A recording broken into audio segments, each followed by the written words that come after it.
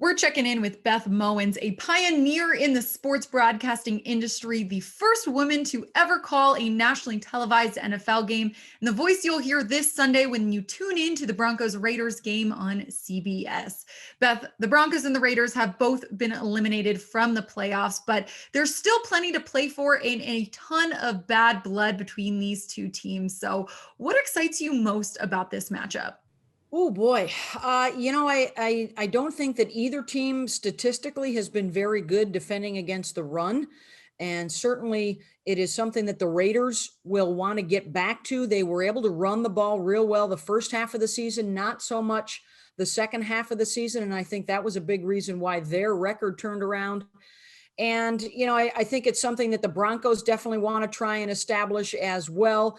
What is left in the tank for Melvin Gordon moving forward? Unfortunately, they won't get another look at Philip Lindsay, but I think that running back room is something else that they want to take a look at. So, this is one of those big rivalry games that goes back to 1960. They don't like each other very much. And I think the important thing to remember as fans and as broadcasters, for a lot of these guys, their shelf life, their opportunity to play in the NFL is very short lived. So for a lot of them, this is a huge audition, whether they're going to stay with their teams or move on. And that's how they approach it. And that's kind of the way that we approach it as well. Excited to see what they can do on Sunday.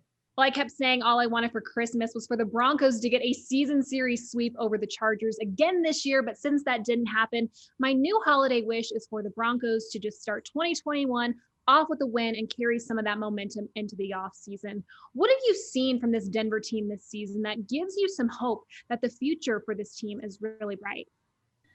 Well, I think there's a lot of similarities between both of these teams in terms of young talent that I think will be given a chance to grow. I think that for both sides, you look back at the schedule, you hate to play, the woulda, coulda, shoulda game, but there are games that the Broncos, had an opportunity to win and were not able to close it out down the stretch. The Raiders have some of those as well on their schedule. So I don't think that either side was that far off, from flirting with the playoffs. And that is obviously the ideal for every team. You want to be in the chase as long as you can and to get to the postseason. So it was a rough week last week, obviously, for Drew Lock and Jerry Jeudy. But I think those are, some pieces that will be a big decision this offseason for the Broncos if they're going to stick with Drew and give him the chance to grow into the job. Jerry Jeudy, obviously a first round guy. I think that they think awfully highly of him and that he'll be able to bounce back. So to be able to be in a lot of close games, even without Von Miller and without a lot of the injuries that they had on the defensive side of the ball, I think there are still some great building blocks. You take a look at a guy like Justin Simmons, who's such a great guy in the community and in that locker room that I think they're going to be able to figure some things out. Yeah, I think it'll be interesting to see how Jerry Jeudy bounces back from his 5-drop game last Sunday against the Chargers. So, Beth, how important do you think it'll be for Drew Lock to continue to look for and get the ball to Jerry Jeudy in this final game? I would imagine that they're going to try and establish that connection pretty quickly in the game just to see if they can get off on the right foot and to build a lot of confidence as they move forward. So we're looking probably to see those guys try and connect very early in the game to reestablish that rapport and to start rebuilding that confidence. It's another one of the interesting similarities when you talk about Jerry Jeudy with the Broncos and Henry Ruggs with the Raiders, the first two guys off the board. And then you look around the league, it was such a great wide receiver draft, the first 2 rounds, and a lot of other guys putting up big numbers. So I think both Jerry and Henry Ruggs, the Raiders definitely want to try and get him some more touches as well, since he was still, based on what they were saying, he was still feeling the effects of the COVID last week and wasn't at his best. So 2 young guys that want to really go out on a positive note into the offseason. Well, it will be up to Drew Lock to get the ball into Jerry Jeudy's hands this week. And speaking of Drew, he's really had some ups and downs so far throughout this audition season. So what do you think he needs to show in this final game on Sunday to prove to John Elway and company that he's the guy that they should continue building this team around?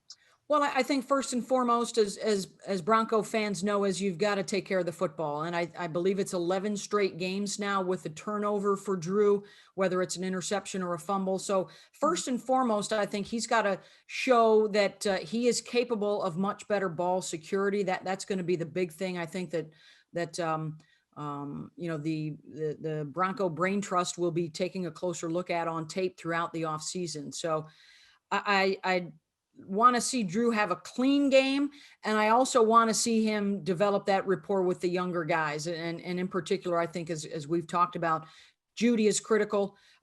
Getting things going with Noah Fant, that seems to have been a good connection second half of the season.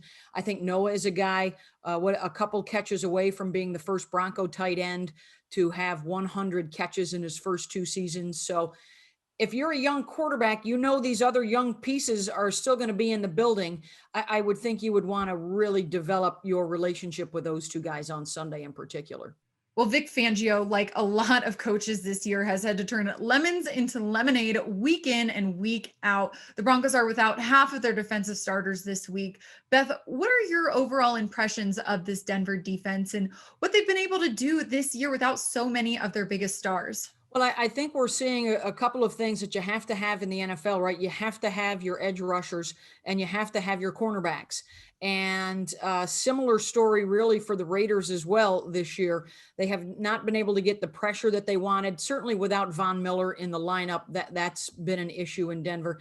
And then all the injuries at the cornerback position. I think I counted they've had 5 different starters playing corner for them this year. So I'm anxious to see how some of those young guys continue to improve and what this defense could look like with all the pieces in place. The injuries too up front and the interior part of the D-line were certainly a big factor. So I got to believe they're looking at an interior guy or a linebacker that can also cover, or another corner in the draft as well. They went heavy offense last year, 3 of the first 4 picks. So I got to think that they're looking defense this time around.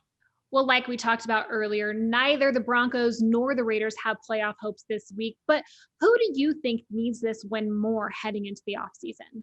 Ooh, I think that probably if you're looking at it from a standpoint of really trying to establish something that you can show your fan base you're headed in the right direction. We already know the Broncos, the wins are going to be down from a year ago.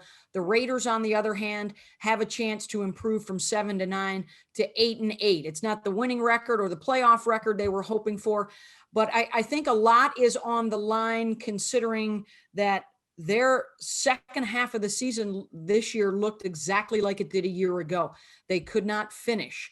And so I think it's critical, especially after the way they lost to Miami. I know both teams lost heartbreakers last week, but the way they lost that Miami game, what is their mindset coming in? So I think there's probably a much bigger carrot dangling in front of the Raiders this week, and it'll be interesting to see how they respond after that heartbreaking defeat. Well, Beth, we cannot thank you enough for taking the time to sit down with us today, and we look forward to seeing you in the booth this Sunday. Thank you. Thank you, guys. Alexis, Sydney, appreciate it.